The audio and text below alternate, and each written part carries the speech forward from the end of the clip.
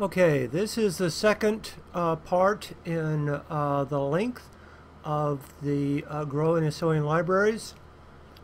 Here's length. The first item, first node is educational resources reservoirs, then English text with illustrations, then English text to other languages, then record audio, then record video, then put on storage devices, then move them to the end user or the distributor. So that's this process. I mean, it's just much like a factory or it's a process. I mean, and so what we have out there are either things that are public domain, could donate to us, or things that we have created or members have created to go in the libraries. We move it there. Physically get it there, or down put on a website, people download it, so it's there. It's at that location. That location can be Austin or Boston. It can be India. It can be Uruguay. It can be Nigeria. It can be any place, and so it's there, and that's good. It's there. It could be a homeschool cooperative. It could be a church plant in Phoenix, Arizona. It could be a boarding school in Kenya. Lots of possibilities. And so once it's there, then what? Well, so it was in a digital form, so now let's move it to a physical form. And so they can burn it onto CDs or DVDs. They can print it. So in other words, they bring up on a computer. Let's say that the librarian says, okay, I looked through all these things. The librarian has a computer. It could be a laptop powered by a solar recharged battery or a small generator. Can see this fuel by diesel or gasoline or something like that, or electricity. And so the librarian says, I want to have some easy readers for the children to learn how to read English or learn how to read Spanish or Portuguese or Hindi or Farsi or Portuguese, I said that, or Arabic or any language. I don't care. Just learn to read. Or want to learn, or we're having inquiries now from the farmers. They want to know more about goats or llamas, or whatever the local thing is, livestock is, or disease prevention, or improving their fertility, or crop rotations, or irrigation. So they print it out, print one copy. That one copy can then be bound and be put into the library's collection. And so technical services would put a title on assign an address for shelving, put a title on the spine, like with a label machine or some way. In other words, the librarian could see, could go online, or could go to a flash drive, a CD, a DVD, a external hard drive, could put into 3-ring binders, or staple it. So the library also creates its own kind of an in-house publishing company.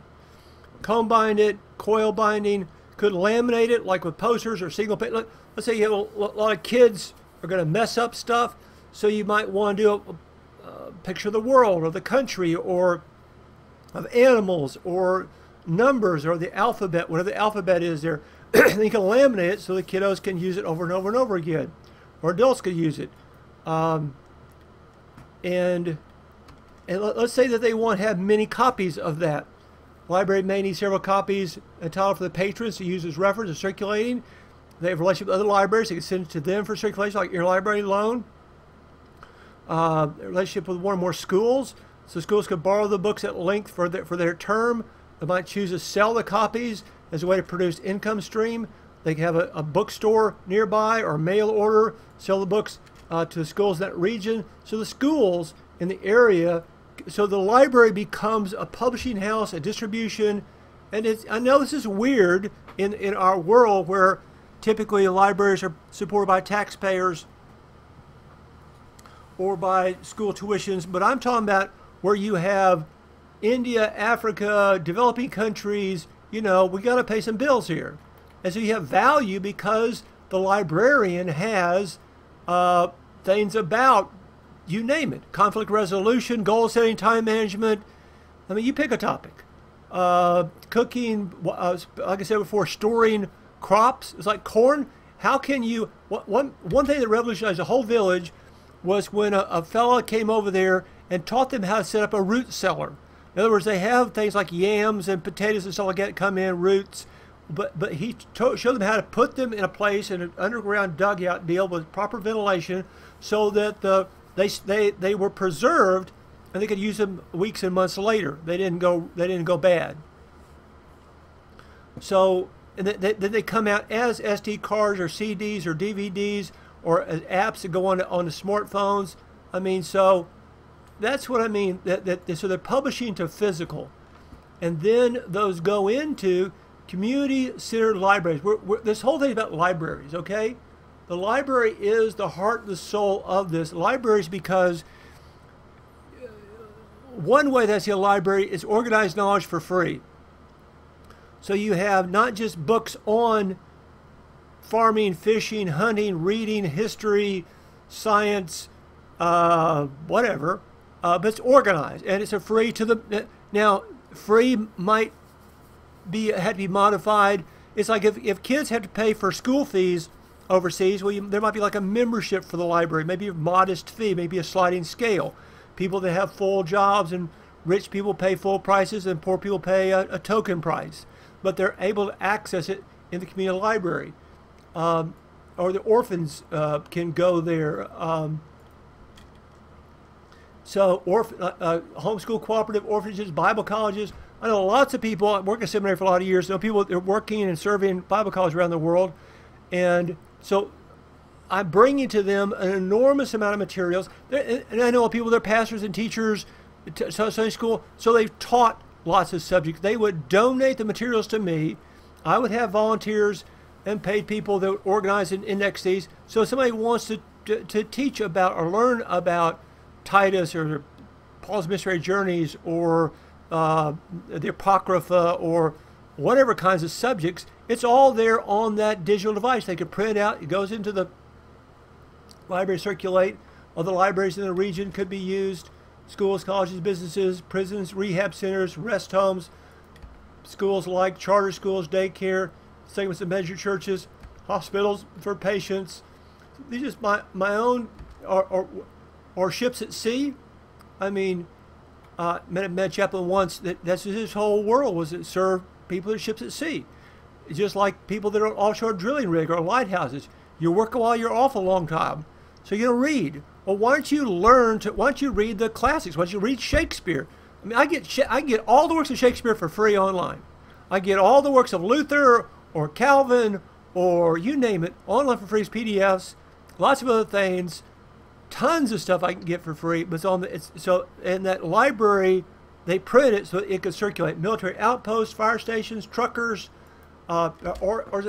and if you have a garden club, a reading club, a fraternity, sorority, maybe you want something special for that. They have interest. They want to know about roses or begonias or writing or golfing or whatever. So see, this gives you the sowing of libraries.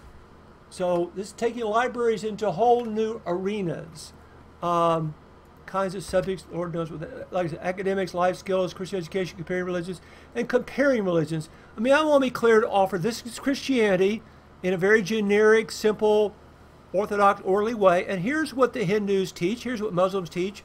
Hardly anybody teaches comparing religions, which is stupid, I think, particularly in this world where we have all these religions together. Here's what atheists believe. Here's what all these religions believe. Character development is really critical. And also a study facility. So you have chairs and tables and carols and other items circulating, reference to a computer lab, database storage. So all things about libraries. I'll do much about that. Boy, about 10 minutes. Boy, I better stop now. But see, where we're going to go from here is to homework clinics and leadership development clinics, but they're tied into and with the libraries. The library is, I mean, in order for a seminary, a Bible college, a school to be licensed, one of the biggest requirements is how many books you got in the library. You cannot give a degree just because you've got a fancy name and some pretty classrooms. You have to have a big library. Otherwise, how are students going to do their homework? How are they going to do their assignments? And so, this is the libraries. The next time we talk about homework clinics and leadership. Homework clinic, I'll talk about that later. That is the kiddos and the college students. And leadership development, these are the adults. So how can this all tie into the libraries? So that people can, and this, so you're knocking out tuition, you're knocking out entrance, you're knocking out the teacher interface. God bless teachers, there's a place for them, but in this day, in this time, we are going to have a need of lifelong learning. People are always going to be learning something. People being laid off, jobs being outsourced. We've got to continue to grow and learn, and this is a way to get around that and use libraries as the centerpiece. Enough of that for now.